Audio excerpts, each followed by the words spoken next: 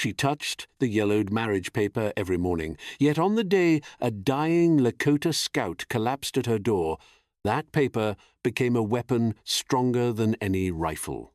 The folded marriage paper had yellowed at the creases where Martha Brennan touched it each morning before opening her mercantile.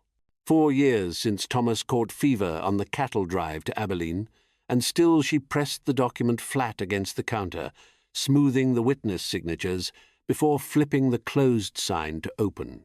The paper bore water stains from the Platte crossing, where they'd nearly lost the wagon back when they'd been foolish enough to believe Wyoming territory would make them rich. She was measuring salt into cloth bags when hoofbeats stuttered wrong outside. Not the steady clop of a customer's mount, but the broken rhythm of a horse carrying dead weight. Through the window, she saw the paint mare list sideways, its rider slumped forward, blood seeping through blue cavalry wool at the shoulder. Martha caught him as he fell. The scout's weight drove her to one knee, her skirts pooling in the dust. His eyes rolled white, then focused. A patchy arrow snapped at the shaft. She'd seen worse, had dug lead from Thomas's leg after the Laramie trouble. Inside, she said, though he'd already gone grey as morning ash.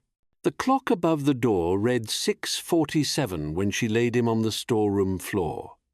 By 7:15, she'd cut away the uniform, packed the wound with clean cotton, and wrapped it tight. The arrowhead stayed deep. She lacked the tools and steadiness to dig for it. But the bleeding slowed. His breathing steadied. When he asked for water, she gave him whiskey first, then water, then beef broth from the pot. She kept simmering. Name's Daniel Crowdog. He managed between sips, voice ragged but steady.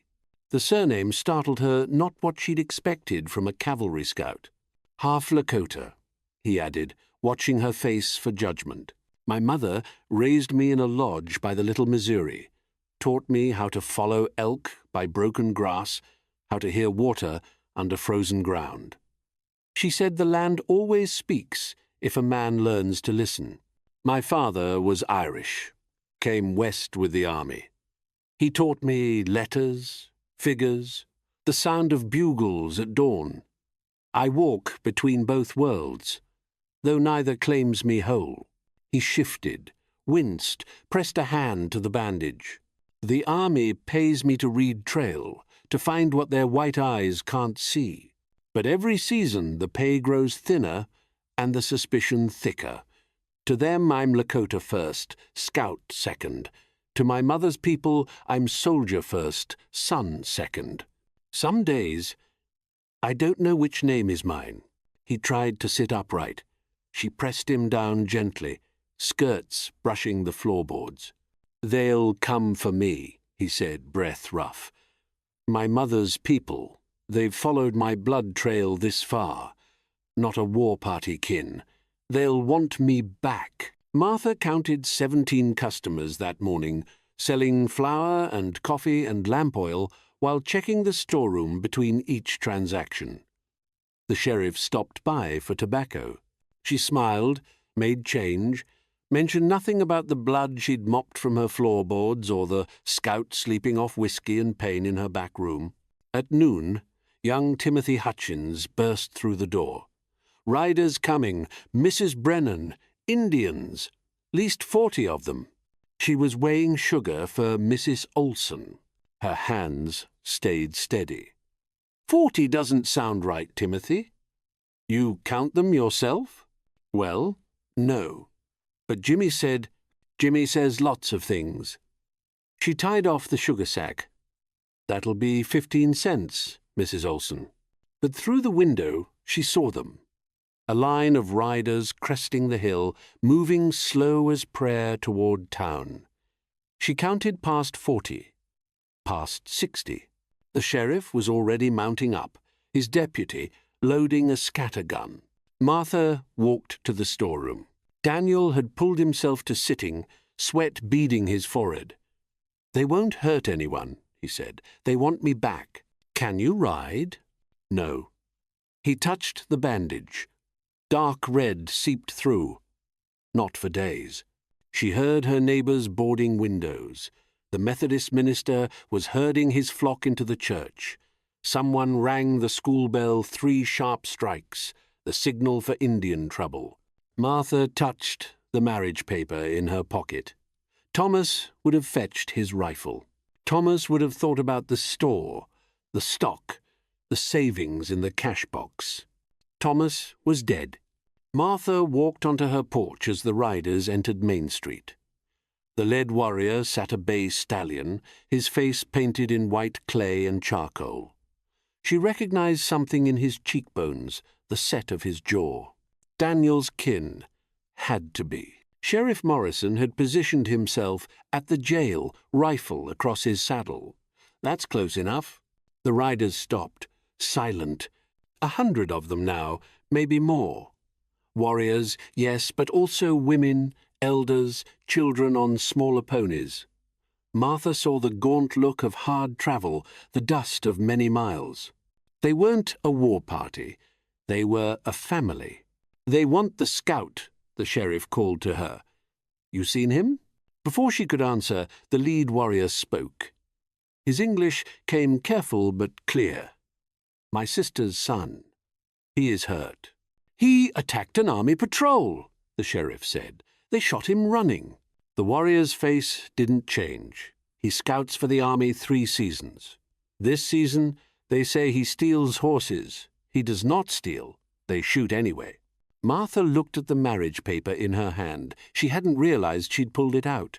The afternoon sun caught the water stains, turning them gold. She thought about promises made and broken, about the difference between law and what was right. "He's here," she said. The sheriff swung his rifle toward her. "Martha, what in hell?" "He's hurt bad.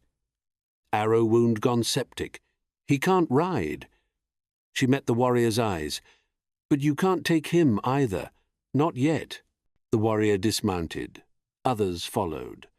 The sheriff's deputy pumped his scattergun, but the sheriff raised a hand to stop him. The Lakota weren't reaching for weapons. They were dismounting one by one and kneeling in the dust outside her store. A faint clatter of bone beads shifted with their movements, soft as wind chimes, and the warm scent of smoked hide drifted from their blankets into the street. "What are they doing?" Mrs. Olson whispered from her doorway. Martha knew. She'd seen Thomas's mother do the same when he lay dying, that silent vigil that wasn't quite prayer, wasn't quite grief, but something between. "They're waiting," she said. The sheriff rode closer, rifle loose across his saddle. "That's close enough," he barked at the riders. Then, turning to Martha, "They want the scout. You seen him?"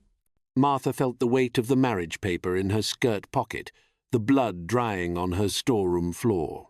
"He's hurt bad," she said evenly. "Arrow wound gone septic. He can't ride." "Then all the more reason to hand him over," the sheriff snapped.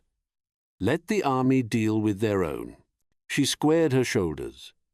"I'm tending a wounded man. That isn't a crime." He lifted his rifle slightly, not quite aiming it. "You running a store here, or a hospital for criminals?" Martha stepped forward onto the porch, chin high. "You ever patch up a neighbor after a branding iron slipped? You ever carry a fevered child to the preacher's wife for willow tea? Folks around here keep each other alive, Sheriff. That's the first law before any book in Cheyenne says otherwise." He scowled. "Don't confuse kindness with justice. Justice says a thief stands trial, and mercy says a man gets to breathe long enough to stand at all." The townsfolk had begun to edge out of their doorways, listening. The sheriff noticed and ground his teeth. "You think you're some kind of savior. All you'll do is stir trouble. These people out here," he jerked his chin at the Lakota, "they respect strength, not softness." Martha's voice cut clean through the dusk. "Strength isn't putting a bullet in a man too weak to rise.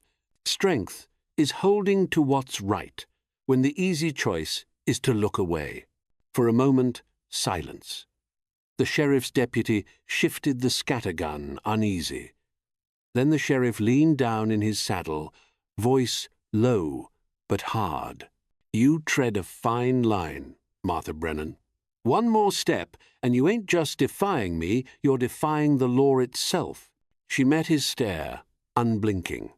"If the law asks me to betray my own conscience, then maybe it's the law that's trespassing." The minister approached with water buckets, set them down, retreated. Some of the warriors drank. Most didn't move. Martha brought Daniel to the doorway at sunset, his arm over her shoulders, his weight heavy against her side. He could stand, barely. The lead warrior rose. "Uncle Daniel," said in English, loud enough for the town to hear, "I didn't steal those horses. I know. They'll arrest me if I leave, court-martial me if I stay." The warrior studied the sheriff, the armed townspeople, the dying light. "Then we wait." "For what?" the sheriff demanded. Martha felt the answer before anyone spoke it. The marriage paper crackled in her pocket, that old promise, witnessed and sealed. Sometimes the law was what was written. Sometimes it was what people chose to see. "For the circuit judge," she said. "He'll be here Thursday. 3 days. We do this legal and proper." She looked at the sheriff. "Unless you plan to arrest a man who can't stand, in front of his kin and God and everybody." The sheriff's jaw worked. He looked at the 100 Lakota, at his single deputy, at the townspeople who'd begun to gather behind the warriors, not in support exactly, but in witness. 3 days, he said finally. "But they camp outside town." "They camp where they choose," Martha said. "Free country, last I checked." That's when the warriors began to sing. Not loud, not threatening a low rhythm that seemed to rise from the earth itself. Martha didn't understand the words, but she felt them in her chest, where Thomas's absence lived. The lead warrior approached. From his belt he pulled something wrapped in deerskin, for tending my sister's son. She unwrapped it. A bone knife, its handle carved with horses. Worth more than her store made in a month. "I can't—" "You can." He looked at Daniel, who nodded despite his pain. "Family gift." For family, Martha drew a breath she hadn't realized she was holding. The knife's weight in her palm pulled her backward in memory, Thomas's mother kneeling by his deathbed, whispering prayers that were half grief, half defiance. The creased marriage paper flashing in her mind, signatures fading but still binding. Different families, different promises, yet all the same plea. Let kin be spared, let vows mean something. The second night, 20 townspeople joined the vigil. The minister brought coffee, Mrs. Olson brought bread. The Lakota shared dried meat and stories, translated through Daniel when he could sit up. The sheriff kept his distance but stopped loading his rifle. On the third morning, Martha found the lead warrior, Daniel's uncle, named Runs Above, teaching the Hutchins boy to braid rope. Timothy's mother watched from her porch, nervous but not intervening. The circuit judge arrived Thursday noon, a thin man named Paulson, who'd ridden hard from Cheyenne. He set up court in the church. The whole town packed in, Lakota and whites together, though they kept to different sides. "Daniel Crowdog," the judge read, "accused of stealing army horses. How do you answer?" Daniel stood with Martha's help. "Not guilty, Your Honor. I was tracking those horses for Captain Morrison. Someone else stole them. I followed to recover them. The patrol shot me before I could explain. Any witnesses to this?" Martha stood. "I witnessed his character, Your Honor. Man dying of a wound doesn't lie about horses. That's not legal testimony. Then how about this?" Runs Above rose, speaking through the minister who'd learned enough Lakota to translate. "Those horses bore our family mark 3 lines on the left flank. Horses we sold to the army fair and square last spring. My nephew tracked them because he recognized them. The thieves who took them rebranded, but our marks still show underneath. The judge frowned. Can this be verified? The sheriff, who'd been silent, finally spoke. I looked at those horses this morning, Your Honor. They do bear old marks under the new brands. 3 lines, like he says. Judge Paulson narrowed his eyes. And who saw you make that inspection, Sheriff? Any sworn witness, or only your word? The sheriff bristled. Deputy Clark stood beside me. We lifted the hair along the flank. You can see the scar tissue where the iron bit years back. Can't forge that without cutting hide clean through. Murmurs rippled through the pews. The judge tapped his gavel. Then the chain of custody must be clear. Those horses remain in town custody until this case concludes. No one moves them, army or otherwise, without my order. Is that understood? The courtroom stirred louder now, a mix of surprise and approval. The judge called for order again. Then, who stole them? The judge asked. Daniel raised his good arm. Sergeant Mills and 2 others. They meant to sell them in Colorado, blame the theft on me. That's a serious accusation. Check Mills's saddlebags. He carries bills of sale, already forged. The judge sent the sheriff. An hour later, he returned with the papers, and Mills in irons, caught trying to leave town. Judge Paulson studied the forged documents. Daniel Crowdog, you're cleared of charges. Sergeant Mills, you'll stand trial in federal court. He looked at the packed church, at the Lakota, and townspeople pressed shoulder to shoulder. This court is dismissed. Outside, the warriors mounted up. Daniel, bandaged fresh and steadied by his uncle, sat a borrowed pony.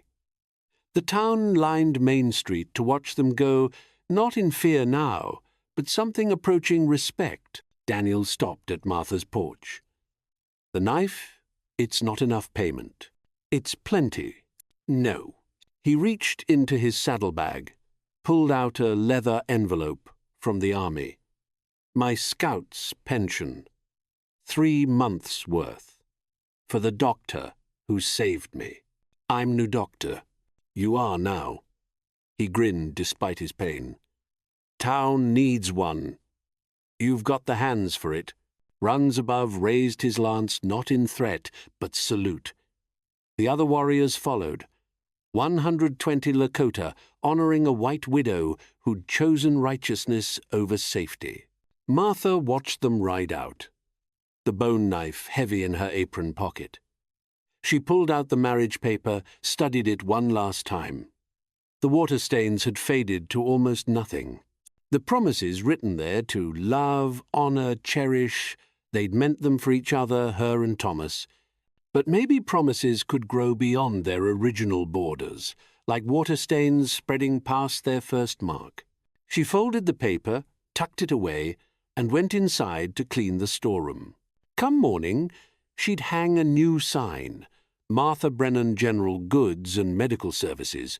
The town did need a doctor. And she'd learned that healing was just another kind of keeping faith. That evening, Sheriff Morrison stopped by. Martha, what you did, it could have gone bad. Real bad. Most things worth doing could go bad. She was grinding herbs she'd bought from the Lakota women willow bark for fever, echinacea for infection. You stood up in that court, Sheriff. Told the truth about those horses. Yeah, well. He shifted his weight. Man wears a badge. He ought to use it right. She handed him a packet of the willow bark. For your back. I've seen you favoring it. He took the packet, tipped his hat. At the door, he paused. Those warriors, when they were praying outside your store, what do you think they were praying for? Martha thought of Daniel's uncle, kneeling in the dust. Of the women who'd sung through the night. Of the children who'd stayed silent and steady despite their fear. Same thing we all pray for. I expect. For their kin to live, for justice to mean something, for strangers to prove themselves neighbours. After the sheriff left, Martha sat on her porch, watching the stars emerge. The bone knife caught moonlight when she pulled it out to examine the carved horses. They ran in an endless circle around the handle, no beginning, no end, just the continuous motion of creatures born to move. In the distance, coyotes called to each other across the prairie. Not mournful, she realized, but checking in, making sure the pack stayed together through the dark. She thought of the Lakota making camp somewhere beyond the hills, Daniel healing among his mother's people. Come spring, he'd probably scout again if the army would have him. Or maybe he'd find other work, honest work, that didn't put him between two worlds that couldn't quite trust each other. Martha stood, stretched her back, and went inside. Tomorrow Mrs. Olson would come by for her rheumatism. The Hutchins boy had a cough that needed tending. And there was still the store to run salt to measure, coffee to grind, fabric to cut. But tonight she'd read the medical books she'd ordered from Denver, learning the proper names for what she'd done by instinct. The marriage paper lay in the drawer beneath the cash box. She didn't need to look at it anymore. The promises it held had transformed into something larger, not just between two people, but between neighbours, between strangers, between folks who'd learned to see each other as human when it mattered most. The clock struck 10. Martha turned down the lamps and climbed the stairs to bed. Through the window she could see the spot where the warriors had knelt. The dust had already settled, erasing their tracks. But something had changed in the shape of the town itself, invisible but real, like the old marks beneath new brands, or the way a folded paper holds its creases, even after it's been smoothed flat. In the morning, she'd open the store, like always. But she'd also open something else, a door that had been closed since Thomas died, maybe since before that. A door to the kind of person she could be when she stopped being afraid of losing what she'd already lost. The bone knife lay on the bedside table, its carved horses catching the last light of the oil lamp. Endless motion, endless circle. Like promises kept and renewed. Like faith that moves between strangers until they're strangers no more. She blew out the lamp and settled into sleep, the knife within reach, the night deep and quiet and full of stars. If you'd like more stories like this, stay a while, I'll tell the next one tomorrow night.